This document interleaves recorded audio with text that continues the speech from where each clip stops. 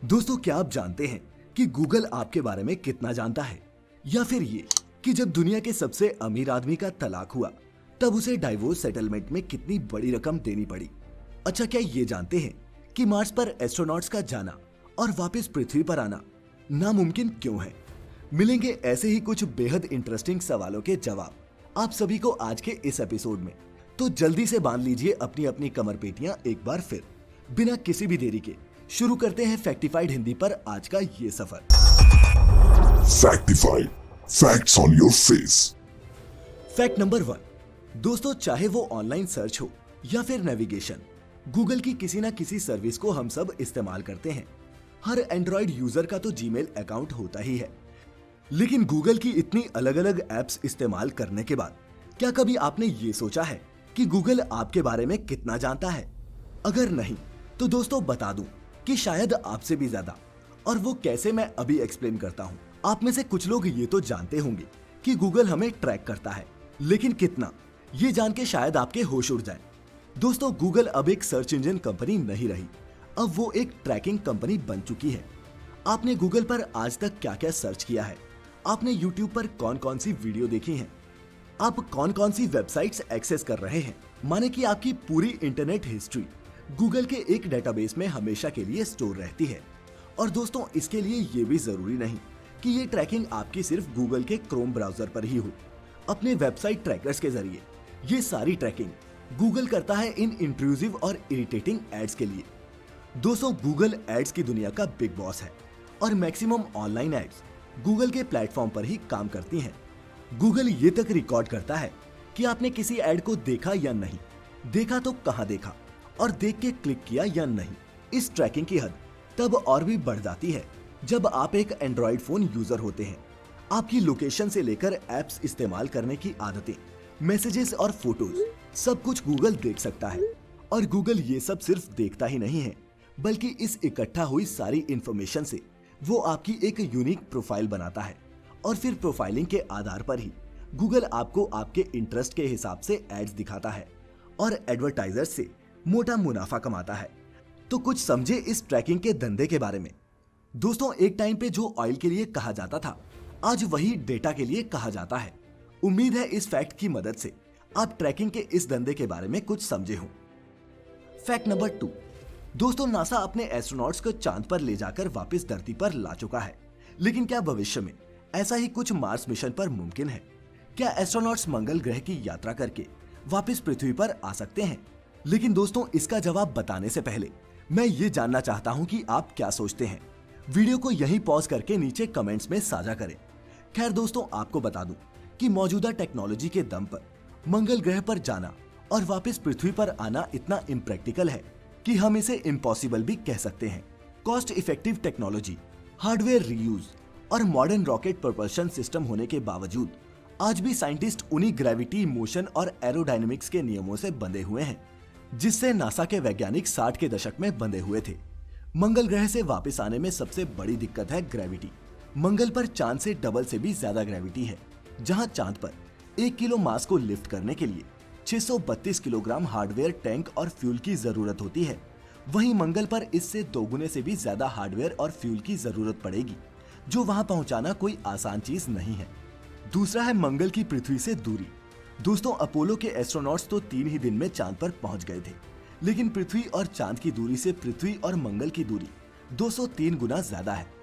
Calculations के हिसाब से मंगल तक पहुंचने में एस्ट्रोनॉट्स को 4600 दिन या फिर 12 साल से भी ज्यादा समय लग सकता है। और दोस्तों, 12 साल तक एक स्पेसशिप पर पावर और सप्लाईज मेंटेन कर पाना मुमकिन नहीं है, जिस कारण फिलहाल तो ये नामुमकिन ही है। दोस्तों, आपने कई महंगी शादियों के बारे में तो देखा और सुना होगा, लेकिन क्या आपने दुनिया के सबसे महंगे तलाक के बारे में सुना है? दोस्तों, अगर आप नहीं जानते तो बता दूं कि अमेज़न कंपनी के मालिक जेफ बेजोस का अपनी पत्नी के साथ 2019 में हुआ तलाक दुनिया के सबसे महंगे तलाक के रूप में दर्ज हो गया। और जानते हैं तलाक के सेटलमेंट के तौर पर बेजोस को कितनी रकम देनी पड़ी?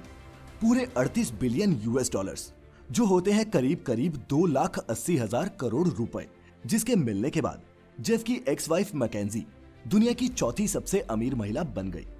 लेकिन इससे भी हैरानी की बात तो ये है दोस्तों कि इस बेहद महंगे तलाक के बाद भी बेजोस 2019 में दुनिया के सबसे अमीर शख्स बने रहे। क्या आप कुछ कहना चाहते हैं? नीचे कमेंट बॉक्स खाली पड़ा है। Fact number 4। दोस्तों, क्या आप दुनिया की सबसे ज्यादा प्रदूषित जगह के बारे में जानते हैं? नहीं जानते तो कोई बात नहीं, इस फोटो को गौर से देखिए।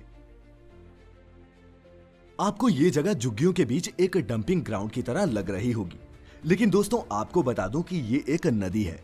ये फिलीपींस की पसीग नदी है और बारीकी से देखने पर पता चलता है कि कचरा पानी पर तैर रहा है। पासीग फिलीपींस की सबसे बड़ी झील मनीला बे से लगभग 25 किलोमीटर दूर बहती है। इस नदी की बदकिस्मती ये है कि ये इस ग्रह की एक सबसे घनी आबादी के बीच से होकर निकलती है, जिसके परिणाम स्वरूप ही ये एक लोकल डंपिंग ग्राउंड बन गया। सेकेंड वर्ल्ड वॉर के बाद जब शहर की आबादी में विस्फोट हुआ तो नदी का इस्तेमाल कारखाने के कचरे, घरेलू कचरे और सीवेज को डंप करने के लिए किया जाने लगा। 1990 के दशक में पासीग को जैविक रूप से मृत घोषित कर दिया गया था, जिसका मतलब होता है कि पानी में ऑक्सीजन इतने निचले स्तर पर पहुंच गया था कि इसमें कोई भी पानी का जीव नहीं रह सकता था। लेकिन दोस्तों, हमारी कहानी यहीं खत्म नहीं होती। ये फोटोग्राफ है आज की पासीग नदी की। 2008 से एशियन डेवलपमेंट बैंक और फिलीपीन सरकार ने नदी के पुनर्वास के लिए एक पहल की। इतने बड़े क्लीनिंग प्रोजेक्ट में शहर के लोगों, अलग अलग सरकारी एजेंसियों और पर्यावरण विशेषज्ञों को एक साथ लाने की जरूरत थी। फिलीपीन नागरिकों ने खुद भी बड़ी संख्या में इस क्लीनिंग ऑपरेशन में हिस्सा लिया और धीरे धीरे मृत नदी में जीवन वापस आने लगा। पासीग नदी ने पिछले ही साल अपनी सुंदरता और उपयोगिता के लिए बेस्ट एशियाई नदी का पुरस्कार भी जीता। और दोस्तों, ये फैक्ट आपको ये समझाने के लिए था कि अगर सरकार और जनता मिलकर ठान ले तो कुछ भी नामुमकिन नहीं। Fact number 5। दोस्तों, क्या कभी आपने सोचा है कि अगर सारी दुनिया एक ही देश होती तो कैसा होता? अच्छा, आप ये बताइए कि अगर ऐसा होता तो दुनिया की कैपिटल यानी कि राजधानी किस शहर को चुना जाता? अपना सुझाव नीचे कमेंट्स में मुझे जरूर बताएं। लेकिन दोस्तों, अगर देखा जाए तो सिर्फ एक ही शहर ऐसा है जो पूरी दुनिया की राजधानी बनने का दम रखता है, और वो शहर है यूएसए की रीढ़ की हड्डी कहे जाने वाला शहर न्यूयॉर्क।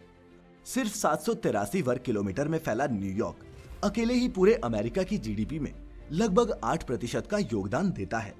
अमेरिका का शेयर बाजार न्यूयॉर्क में ही स्थित है और ऐसा माना जाता है कि न्यूयॉर्क स्टॉक एक्सचेंज को अगर छींक भी आती है तो पूरी दुनिया को जुकाम हो जाता है।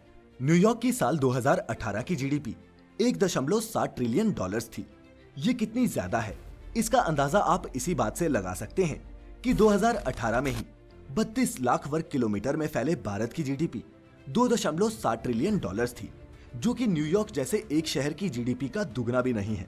यही नहीं, अगर ये छोटा सा शहर अपने आप में एक देश होता तो ये दुनिया की 12वीं या फिर 13वीं सबसे बड़ी अर्थव्यवस्था वाला देश होता। तो क्या ये सब जानने के बाद न्यूयॉर्क को कैपिटल ऑफ द वर्ल्ड का खिताब मिलना गलत है? आप क्या सोचते हैं? Fact number 6। दोस्तों, आपने फिल्मों में कई बार ऐसे विजिलेंटे कैरेक्टर्स देखे होंगे जो कानून की जगह खुद ही क्रिमिनल्स को ठिकाने लगाने का काम करते हैं। लेकिन एक ऐसा ही रियल लाइफ विजिलेंटे कुछ साल पहले बांग्लादेश में सुनने को मिला। हुआ क्या कि रेप के कई आरोपियों की हत्याएं होने लगी। इन मृत लोगों के गले में एक तख्ती भी मिलती जिस पर लिखा होता, मेरा नाम फलाना है और मैंने फलानी लड़की का रेप किया था, ये मेरे पापों की सजा है।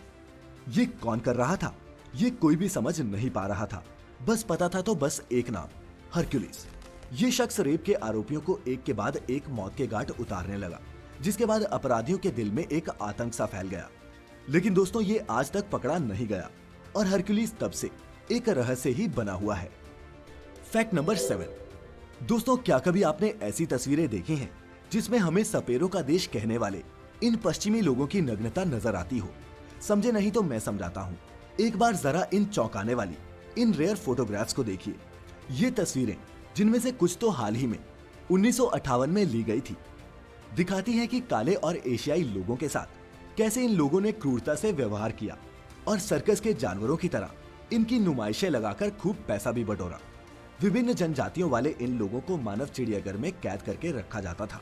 उस समय में ऐसे मानव चिड़ियाघर Paris, Hamburg, Antwerp, Barcelona, London, Milan और न्यूयॉर्क जैसे कई बड़े बड़े शहरों में पाए जाते थे। यहाँ समोआ के लोग, अफ्रीकी जनजातियों के अर्धनग्न लोग, सेनेगल के खानाबदोश कबीले वाले और दुनिया की कई जनजातियों की प्रदर्शनी लगाई जाती थी। कभी कभी तो इन लोगों को जंगली जानवरों के साथ एक ही पिंजरे में रखकर इन्हें जंगली जानवरों के साथ लड़ाया भी जाता था। 1904 में ओलंपिक खेलों के साथ ही सेंट लुई वर्ल्ड फेयर में फिलीपींस के एपाचेस और इगोरोट्स लोगों की नुमाइश लगाई गई थी। खुद को सभ्य कहने वाले ये पश्चिमी तब इन दूसरे इंसानों को कैद रखते थे और मुर्गों की तरह लड़वाते भी थे। फिर 20वीं सदी आते आते टेलीविजन ने सर्कस की जगह ले ली और इन विदेशी जनजातियों की नुमाइश प्रचलन से धीरे धीरे खत्म हो गई। खैर, अब बढ़ते हैं हमारे अगले फैक्ट की तरफ। Fact number 8। दोस्तों, अलकायदा टेररिस्ट ग्रुप का नाम तो आप सबने सुना होगा। आज ये दुनिया के कई हिस्सों में अलग अलग नाम से ऑपरेट करता है। अमेरिका का सबसे बड़ा दुश्मन ओसामा बिन लादेन इसी टेरर ग्रुप का सरगना था। लेकिन दोस्तों, क्या आप जानते हैं कि अलकायदा को बनाया किसने था?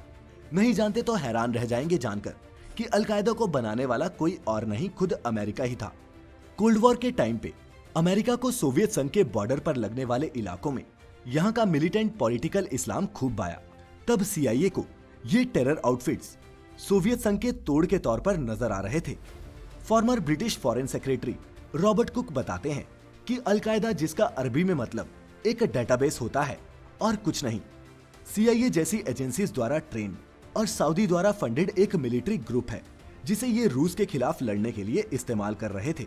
सोवियत संघ के टूटने के बाद अमेरिका ने इन टेरर ग्रुप्स का दामन छोड़ दिया और फिर 9/11 के हमले के बाद तो ये पश्चिमी दुनिया के लिए सबसे बड़े विलन बनकर उभरे।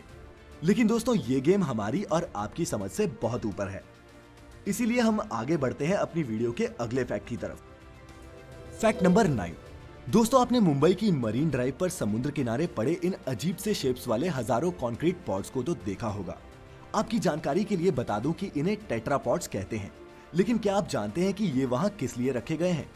अगर नहीं तो बता दूं कि ये वहां समुद्र की लहरों के प्रकोप को कम करने के लिए रखे गए हैं और ये समुद्र से लगी हुई सड़क या फिर दूसरी किसी इमारत को लहरों से बचाने में कारगर है। इनकी बनावट में ही इनकी खूबी छिपी हुई है। लहरों के बीच स्टेबल रहने के लिए ये पॉट्स बड़ी ही आसानी से इंटरलॉक पोजीशन में आ जाते हैं। इंसानों के एक छोटे से फायदे के लिए, जैसे कि एम्बैंकमेंट और रोड बचाने में तो ये बड़े काम के हैं, लेकिन प्राकृतिक रूप से ये एनवायरनमेंट को नुकसान पहुंचाते हैं क्योंकि समुद्र की लहरों का ये प्राकृतिक तरीके से निस्पंदन होने से रोकते हैं। ये पॉड्स इन तेज लहरों के साथ किनारे की ओर आने वाले समुद्री जीवों की चोट का और उनकी मौत का कारण भी बनते हैं, जिस कारण कई देशों में इन्हें बैन भी किया गया है। तो क्या मुंबई के इन टेट्रापॉड्स के बारे में बताकर आप अपने दोस्तों को इम्प्रेस नहीं करना चाहते?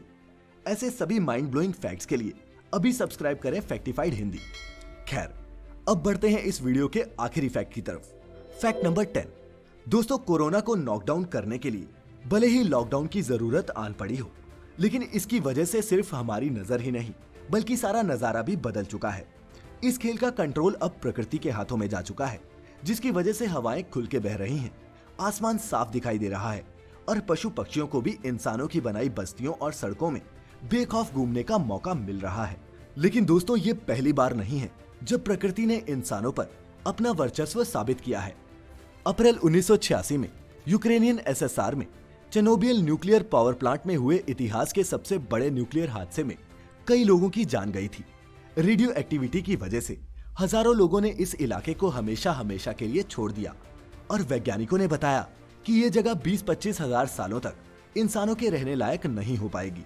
दोस्तों, अगर सोचा जाए तो इस विषैले प्रभाव के कारण एक आबाद इलाके को इंसानों द्वारा एकाएक छोड़ देने के बाद उसे वीरान हो जाना चाहिए था। लेकिन दोस्तों, प्रकृति का चमत्कार देखिए। आज 3 दशकों के बाद चेर्नोबिल एक हरे भरे और जैविक विविधता से भरे एक जंगल में बदल चुका है।